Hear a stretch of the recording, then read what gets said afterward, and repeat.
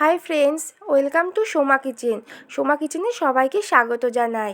আজকে আমি আবার চলে এসেছি নতুন একটা রেসিপি নিয়ে। আজকের রেসিপি হলো দুধ পুলি। দুধ পুলি বানানোর জন্য অবশ্যই আমার দুধ লাগছে আর লাগছে চালের গুঁড়ো। তবে চলুন দেখে নেওয়া যাক আজকের এই রেসিপিটি বানানোর জন্যই প্রথমে আমি কড়াইয়ে জল দিয়ে দিচ্ছি। কড়াইয়ে জল দেওয়ার পর দিয়ে দিচ্ছি 2 চামচ লবণ। এবার জলটা আমি ভালো করে নাড়িয়ে নিচ্ছি, লবণটা জলের সাথে মিশিয়ে নিলাম। এবার জলটা দেখো কি প্রচুর জোরে ফুটে গেছে। এই রকম যখন জলটা ফুটে উঠবে ঠিক তখনই চালের গুঁড়োটা আমি জলের মধ্যে দিয়ে দিচ্ছি।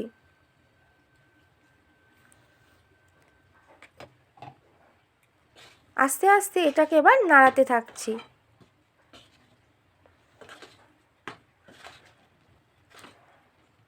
এটা ভালো করে আস্তে আস্তে নাড়াতে থাকতে হবে।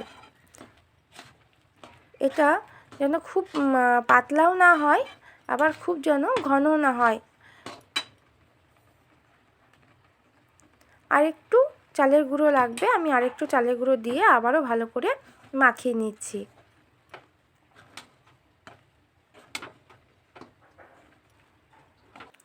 কন্টিনিউ এভাবে খুন্তিটা নাড়াতে থাকতে হবে। আমি ভালো করে নাড়িয়ে নিয়েছি। এবার এটা কড়াই থেকে নামিয়ে নিয়েছি। এবার এই গরম অবস্থায় এটা আমি হাত দিয়ে ভালো করে মাখিয়ে নিচ্ছি। এটাকে কিন্তু ঠান্ডা করা যাবে না, কারণ ঠান্ডা করলে এটা আর মাখা যাবে না। এই গরম থাকা অবস্থায়, হালকা হালকা যে গরমটা থাকবে সেই থাকা অবস্থায় এটা হাত দিয়ে ভালো করে মাখিয়ে নিতে হবে। আমি এটা ভালো করে হাত দিয়ে মাখিয়ে নিচ্ছি। আমরা যেভাবে রুটির আটা মাখি ঠিক সেরকমভাবেই আমি এটা ভালো করে মাখিয়ে নিচ্ছি। মাখিয়ে একটা ডো তৈরি করে নিলাম। এবার আমি ছোট ছোট করে রুটি যেমন লেচি তৈরি করে তার চেয়ে ছোটো একটা লেচি তৈরি করে নিচ্ছি। আমার রেসিপি যদি আপনাদের ভালো লেগে থাকে তাহলে অবশ্যই একটা লাইক করবেন, আর শেয়ার করতেও ভুলবেন না, আর আমার চ্যানেলটা সাবস্ক্রাইব করতেও ভুলবেন না। এবার আমি পুলিটা তৈরি করে নেব। পুলি তৈরি করার জন্য আমি নিয়ে নিয়েছি খোয়া ক্ষীর আর চালের গুঁড়ো। যেহেতু হাতে লেগে যাবে তাই চালের গুঁড়োর ওপর হাত দিয়ে পুলিটাকে তৈরি করতে হবে। প্রথমে আমি 2 হাত দিয়ে এটা ভালো করে গোল করে নিচ্ছি। এভাবে গোল করে নিলাম। এবার আমি হাতে একটু চালের গুঁড়ো মাখিয়ে নিচ্ছি। মাখিয়ে নিয়ে আস্তে আস্তে এটাকে ঘোরাতে থাকছি।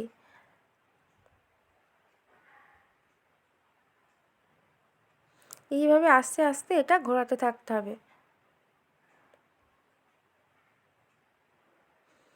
ঠিক যেমন একটা বাটি শেপ হয় সেরকমই তৈরি করে নিতে হবে।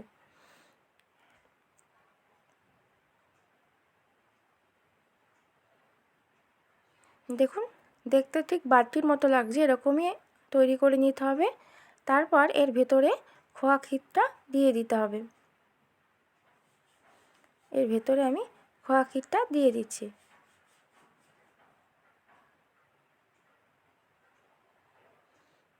এরপর আমি আস্তে আস্তে মুখটা বন্ধ করে দিলাম।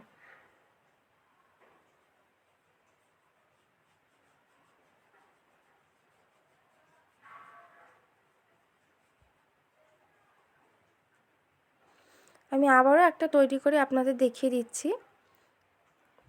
ঠিক এইভাবে আস্তে আস্তে ঘুরিয়ে ঘুরিয়ে একটা বাটির শেপ করে নিতে হবে।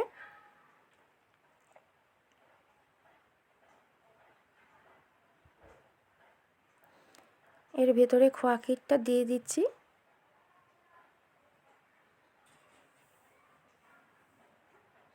এবার হাত দিয়ে মুখটা বন্ধ করে দিচ্ছি। এইভাবে আপনারা বানিয়ে নেবেন।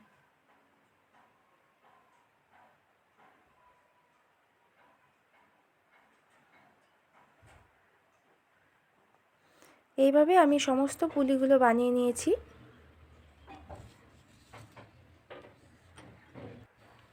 এরপর আমি কড়াই বসিয়ে দিয়েছি। কড়াইয়ে আমি 1 লিটার মতো দুধ দিয়ে দিচ্ছি।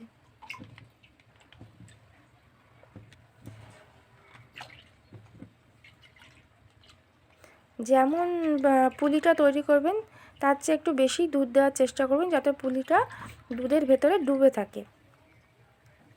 কম দুধ দিলে কিন্তু পুলিটা যেহেতু ফোটাতে হবে, কম দুধ দিলে হবে না, একটু বেশি পরিমাণে দুধটা দিতে হবে। এরপর আমি তেজপাতাটা দিয়ে দিলাম। দুধটা আমার ফুটে গিয়েছে। ঠিক এই সময়তেই আমি পুলিগুলো দুধের ভেতরে ছেড়ে দিচ্ছি।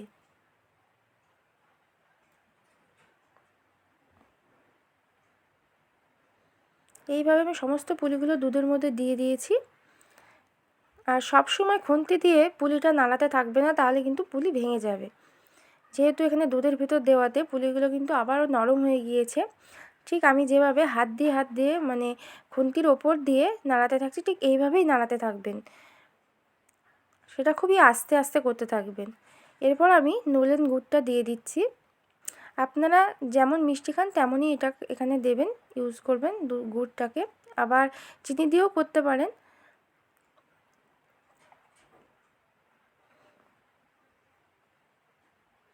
এবার আস্তে আস্তে আমি এটা নাড়াতে থাকছি।